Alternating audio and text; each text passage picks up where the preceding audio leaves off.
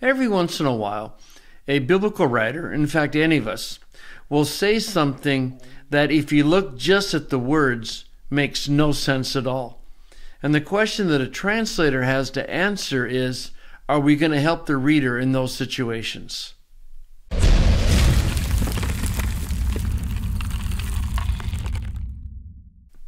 In 1 Timothy 4, Paul is talking about the false teachers in Ephesus. And in this passage, he actually gives us some specifics as to what those false teachers are teaching. Well, they're teaching the people, they're forbidding them to marry, so it's an abstinence-based cult.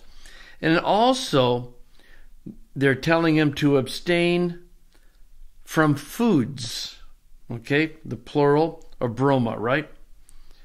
He goes on with his argument about why this is wrong, because God created these foods to be received with thanksgiving by those who believe and by those who know the truth. But this is the interesting word, bromaton. If you just translate the words like the ESV does, it says require abstinence from foods. And in fact, most translations are going to do that as well.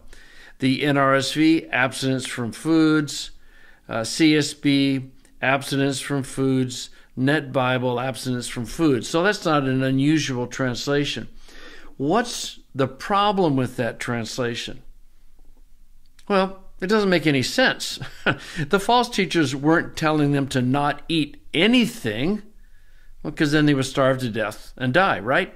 So the question is, the translator comes along and sees that problem, abstain from foods. Well, hopefully the plural, foods, would give the idea that there's only certain kinds of foods that they're being forbidden to eat. The NIV comes along and says, we need to state that, from certain foods. Over the NLT, eat certain foods. This is the translation decision that all committees have to make, and that is when the words don't make sense in and of themselves and require context and you to think through what they actually mean, what do we do in those situations? Some people, like the ESV and CSB, tend to just leave it awkward, and you have to figure it out. Other translations, like the NIV and the NLT, feel the need to make it a little clearer. But you can see the problem, and it's a problem that all translations have to deal with.